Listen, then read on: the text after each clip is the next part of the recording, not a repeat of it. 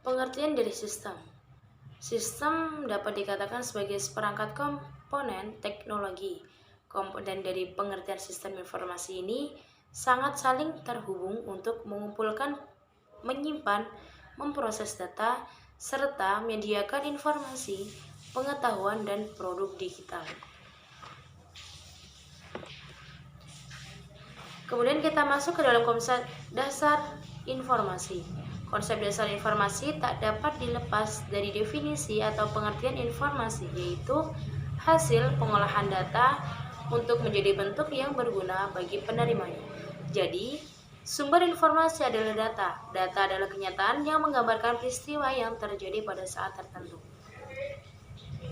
Informasi juga memiliki siklus. Bahan mentah berupa data yang diolah dengan metode tertentu untuk menghasilkan informasi tersebut disampaikan lalu digunakan oleh si penerima untuk membuat keputusan atau melakukan tindakan yang akan menghasilkan data baru lagi. Dan karena dihasilkan dari proses pengolahan menggunakan metode tertentu, informasi juga bisa mengalami bias. Bias informasi tersebut bisa terjadi akibat hal-hal berikut ini. Yang pertama adalah penggunaan cara untuk mengumpulkan dan pengukuran yang salah. Keduanya adalah kesalahan atau kegagalan dalam mengikuti prosedur pemrosesan.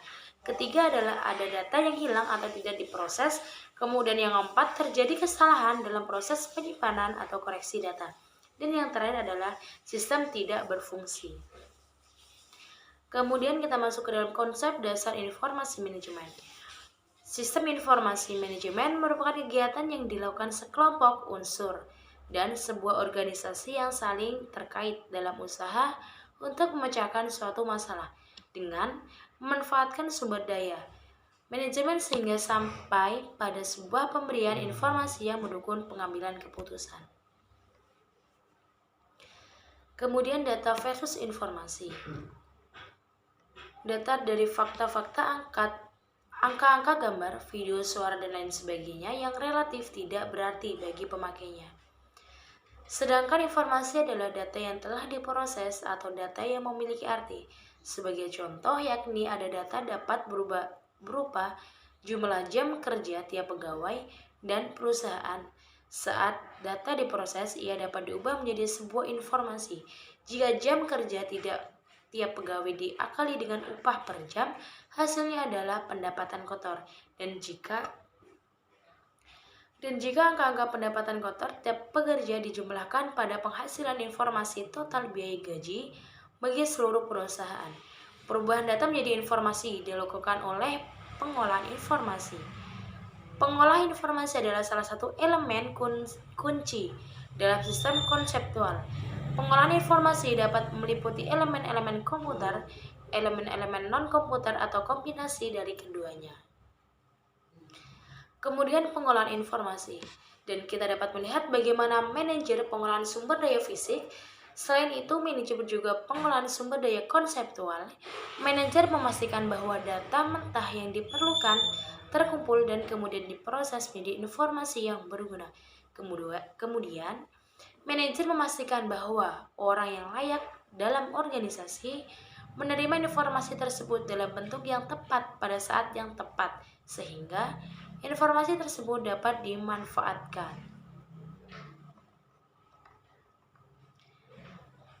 Kemudian kita masuk ke dalam pemakaian informasi, dan pada awalnya pemakaian output adalah pegawai administrasi di bagian akuntansi yang komputernya melaksanakan aplikasi seperti pembayaran gaji, pengelolaan persediaan, dan penagihan. Sebagian informasi juga disediakan bagi para manajer, tetapi hanya sebagai produk sampingan dari aplikasi akuntansi. Kemudian yang kelima, kita masuk ke dalam manajer dan sistem informasi. Deskripsi pengerjaan manajer sistem informasi. Manajer sistem informasi bertanggung jawab pada sistem komputer dalam perusahaan, mengawasi memastikan sistem backup perjalanan dengan efektif membeli hardware dan software, menyediakan infrastruktur teknologi ICT, untuk organisasi dan berkontribusi dalam kebijakan organisasi mengenai standar kualitas dan perencanaan strategi.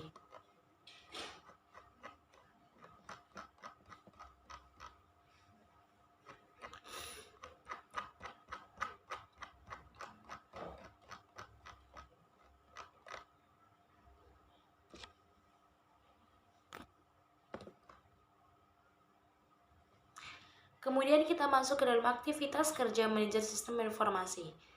Manajer sistem informasi bertanggung jawab untuk implementasi teknologi dalam suatu organisasi dan mengatur kerja dari sistem atau bisnis only, komputer programmer, support, spesial, dan pekerja lainnya yang berhubungan dengan komputer. Pemegangan jabatan biasanya pekerja yang berpengalaman dengan keahlian teknis dan juga memahami prinsip bisnis dan manajemen. Kemudian kemampuan manajer sistem informasi. Orang-orang yang ingin berprofesi di bidang ini harus memiliki kemampuan sebagai berikut. Yang pertama, yakni kepemimpinan. Keduanya adalah kemampuan untuk bekerja dengan orang pada semua tingkat dan dalam organisasi. Kemudian yang terakhir adalah kemampuan untuk berkontribusi dan mengimplementasi strategi organisasi. Kemudian yang keenam ada evolusi sistem informasi bisnis komputer. Pertama, fokus awal pada data, Electronic Data Processing atau sering disebut dengan EDP. Pada awal abad ke-20, pemakaian komputer terbatas hanya untuk aplikasi akuntansi dan digunakan nama Electronic Data Processing atau EDP, yang merupakan aplikasi sistem informasi yang paling dasar dalam setiap perusahaan. Dan sekarang ini, penggunaan istilah sistem informasi akuntansi untuk menggantikan electronic data processing. Kemudian adalah fokus baru pada sistem informasi atau sering disebut dengan sistem informasi manajemen atau sering disingkat dengan SIM. Konsep penggunaan komputer untuk mendukung sistem informasi manajemen melalui dikenalkan pada tahun 1964 oleh para pembuat komputer konsep SIM. Menyadari bahwa aplikasi komputer harus diterapkan untuk tujuan utama dalam menghasilkan informasi manajemen.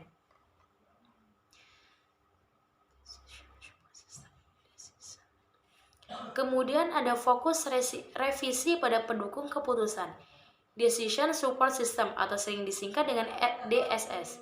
Sistem informasi manajemen terus berkembang dalam menghadapi kelemahan-kelemahannya. Muncul pendekatan baru dengan nama Decision Support System atau sering disingkat dengan DSS, yaitu sistem penghasil informasi yang ditunjukkan pada suatu masalah tertentu yang harus dipecahkan oleh manajer. Kemudian ada fokus pada komunikasi, Office Automation atau UA. Penerapan UA, Office Automation, untuk memudahkan komunikasi dan peningkatan produktivitas di antara para manajer dan para pekerja kantor lainnya untuk penggunaan alat-alat elektronik. Kemudian fokus potensial pada konsultasi, Artificial Intelligence atau AI. Ide dasar dari AI adalah bahwa komputer dapat diprogram untuk melaksanakan sebagian logis yang sama seperti manusia. Komputer ini muncul dan banyak digunakan dalam berbagai aktivitas perusahaan. Komputer tidak mengubah fungsi sistem informasi akuntansi sebagai penyediaan informasi yang relevan bagi berbagai pihak yang berkepentingan. Namun, AI berpengaruh besar bagi sistem informasi akuntansi dalam proses penghasilan suatu sistem dan dalam pengembangan sistem informasi akuntansi itu sendiri. Sistem informasi yang akurat dan efektif dalam kenyataan selalu berhubungan dengan istilah komputer biset. Dan pengolahan informasi yang berbasis pada komputer, manajer membuat keputusan untuk dapat memecahkan masalah dengan memanfaatkan data dan informasi. Dan informasi ini disajikan dalam bentuk lisan maupun tertulis oleh suatu pengolahan informasi. Pada bagian pengolahan dengan komputer terdiri dari 5 bidang yakni SIA, SIM, DES, kantor virtual, dan sistem berbasis pengetahuan. Hal tersebut dinamakan dengan sistem informasi berbasis komputer atau Computer Based Information System. Cukup itu isi dari video saya, kurang lebihnya saya mohon maaf. Assalamualaikum warahmatullahi wabarakatuh.